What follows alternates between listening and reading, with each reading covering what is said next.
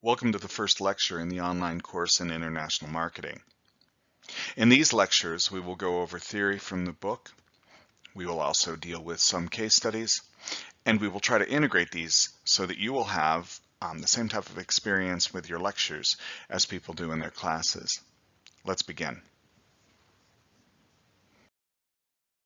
For our first lecture, we'll be looking at Pocoyo. Pocoyo is an international animated television star, very popular with children. My son watched it growing up. In Colombia, it appears on Discovery Kids, but throughout the world, it appears in many different places. Currently, it's showing in over 100 countries and has an international viewership each week of almost 100 million people. Pocoyo belongs to the company Zinquilla, which is from Madrid. Zinquilla is an animation company which makes different products, including Pocoyo, their most famous and oldest. Shuriken School, which only played for one season, and Molo no Guruo, which played for one season as well. Nonetheless, these are their three products. They use these products not just to create animated television series, but also use them for launch pads in order to promote other products such as puzzles, games, birthday products, clothes, and any other materials that some kid who's a fan might like.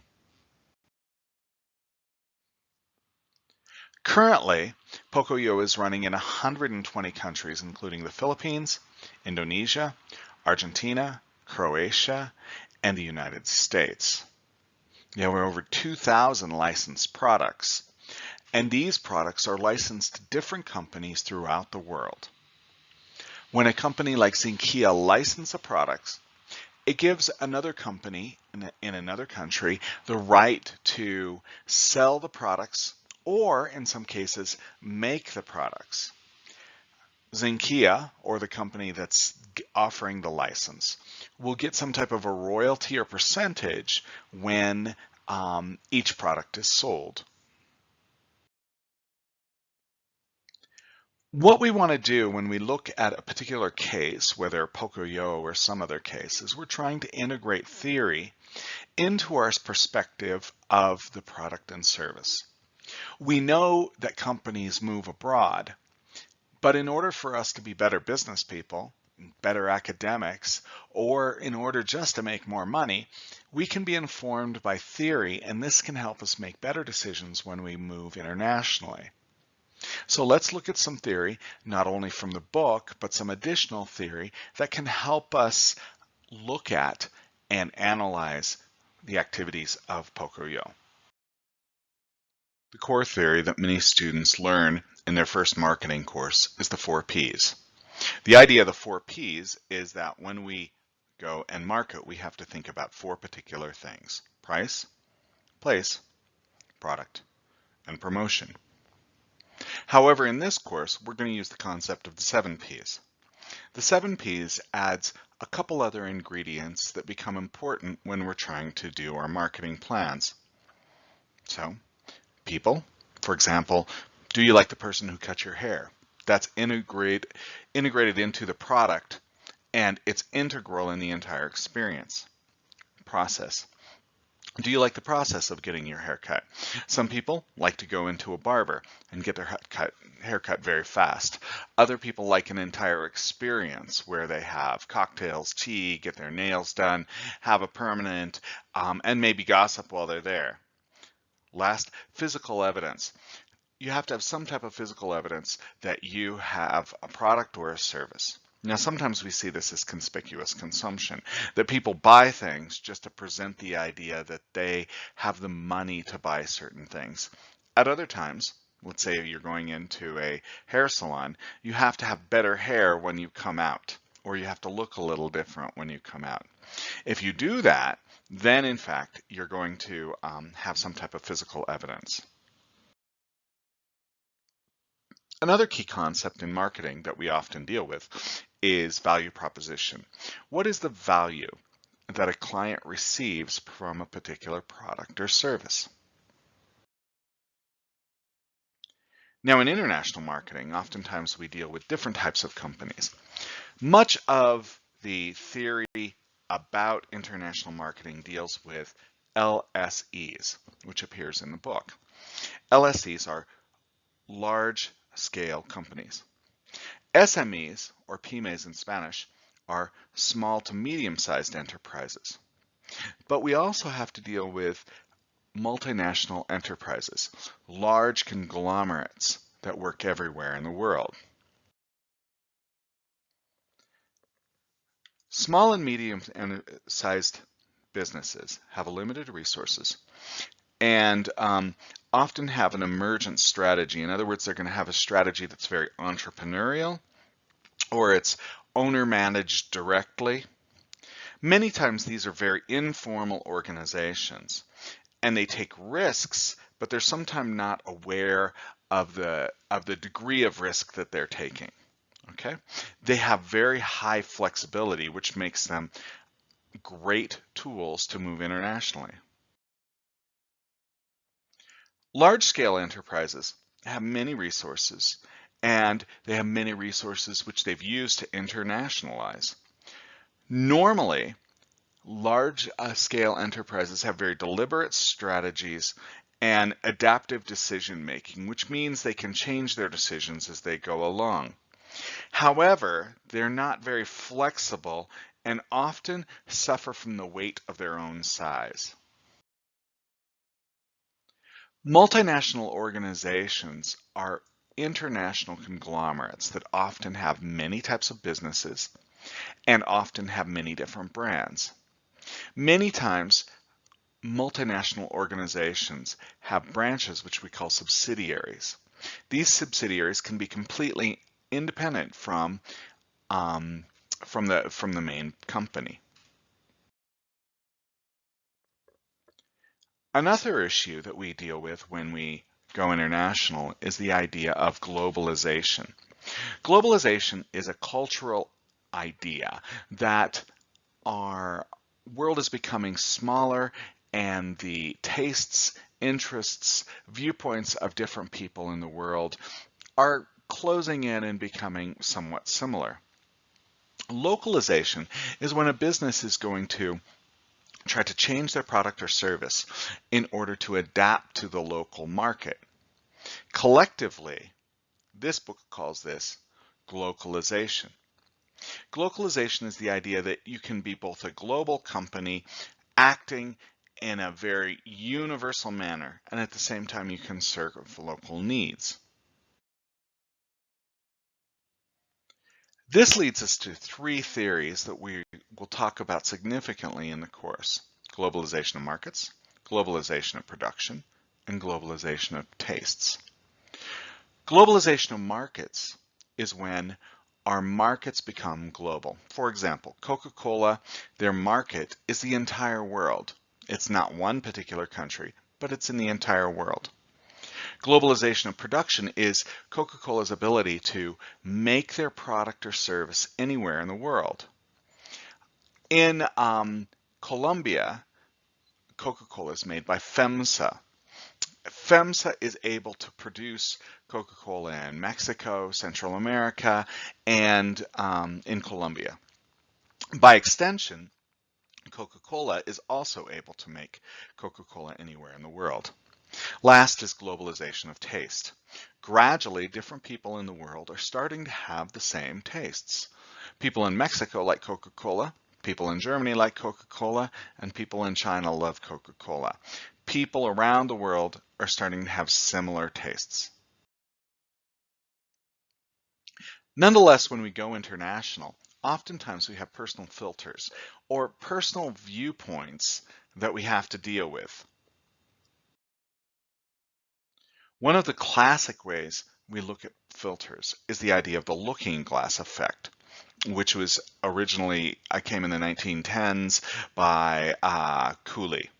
This is the idea that we look at the world from our own perspective.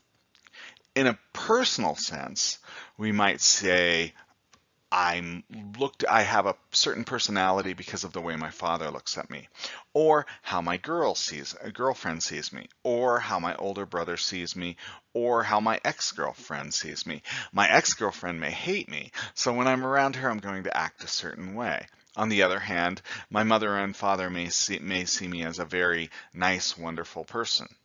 Okay? This led James Lee to develop something called the self-referencing criteria. The self-referencing criteria characterizes our unconscious orientation to our cultural standards, ideas, aesthetics, and values when we examine other cultures. This is especially true in international marketing. Let's say you go to China and you have a certain criteria about how you should dress. Okay? Perhaps let's take a Latin woman where Latin women wear more form-fitting clothes, brighter colors, different fabrics. Look, if you're going to be from someplace like Cali or Cartagena, you're going to wear thinner fabrics because you come from a hotter climate. A person from Cartagena or Cali would have a certain sense of fashion and a certain aesthetic about what is beautiful. But if they went to China in the middle of the winter, women wear lots of gray, women wear lots of black, women wear lots of wool in order to stay warm.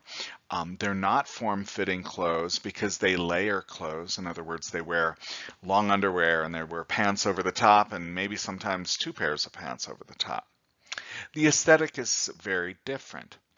If we put our own filter or self-referencing criteria on that behavior, we're going to have difficulties because we don't understand why the consumer would purchase thick wool clothing.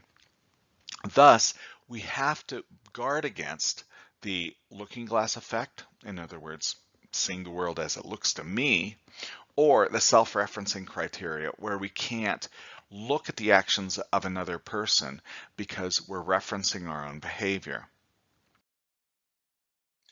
James Lee came up with 4 ways that we should try to avoid the self-referencing criteria. 1 is define the problems or goals in terms of the local culture's traits, habits, and norms. 2nd, define the problem or the goal in terms of the foreign culture traits, habits, and norms.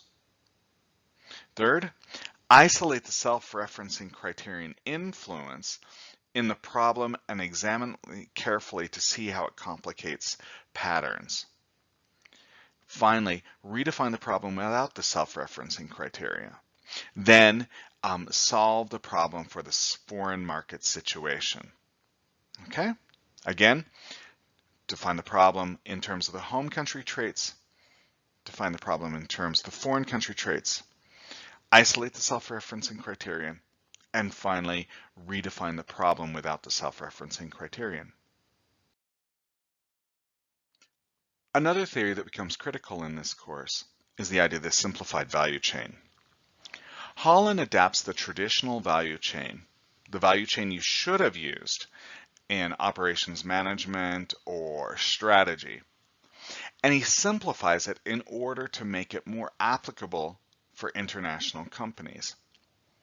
His value chain only has 4 features. Number 1, research and development. Number 2, production. Number 3, marketing. Number 4, sales and service. Now, oftentimes, research and development can be done in a local culture. But if you move your product or services internationally, perhaps you might need to move production to another country, or you might need to move the marketing efforts or change the marketing efforts for a particular company. Finally, it's really critical to have sales and service done in the local market. Okay?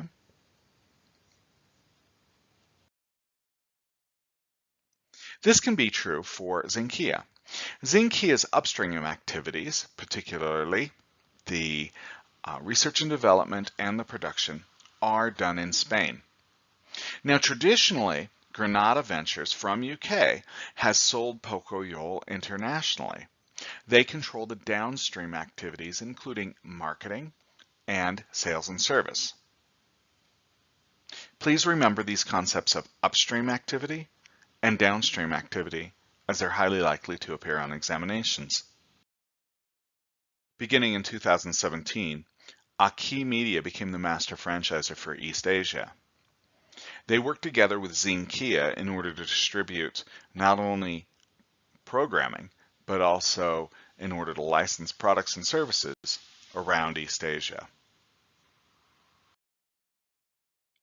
Aki Media is responsible for audiovisual content, which includes television and video on demand platforms, which we'll talk about in a minute. Exclusive handling of licensing. In other words, they're responsible for licensing products and services, and Zinkia will get royalties off of this.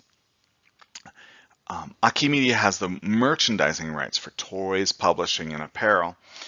And finally, they're responsible for managing local promotions, advertising efforts, meet and greets, and live shows. Yes, Pocoyo has live shows and plays to different audiences around Japan. You can see this in Japan through Amazon. Notice that in Amazon there's a number of products with Pocoyo. This shows the party products, including cupcakes, cupcake figurines, balloons, and all of these are sold through the Amazon channel. Do notice, the Amazon channel is not the largest retail channel in Japan, but rather Yahoo is the largest retail channel. Another piece of information that would help us when we look at the Japanese market is mobile activity. In Colombia, mobile activity also often deals with chatting, particularly on WhatsApp, sharing photos on Instagram, and using the telephone as a traditional telephone. Maybe searching the internet as well would be very common. For me, the most common usage is to get a taxi. On the other hand, in Japan, usage is very, very different. Because many people spend a large amount of time on public transport, particularly trains, they spend a large amount of time watching videos on their phones. Notice that the mobile messenger applications in Japan are only used by 40% of the population, but online video is used by 60% of the population. That's significant. When we go into different countries, another thing that we have to look at is which channels are we going to use internationally. In Colombia, Pocoyo is watched on linear television through Discovery Kids. But in other countries, video is accessed different ways. In Japan, the most common is through video streaming subscription on demand. In other words, people subscribe to channels where they can see Pocoyo. Now, video streaming by country. Not every country has a lot of video streaming. The most video streaming is in the United States, Canada, and then your Scandinavian countries. But notice that Japan in this area lags behind. Thus, what I would like you to do is I would like you to think about how these theories apply to Pocoyo, and by extension, how these theories apply to other cases we see in the textbook. Please make sure when you do your reading to look at the blue boxes. The blue boxes are critical and are tested on. I hope you have a good day, and thanks for your attention.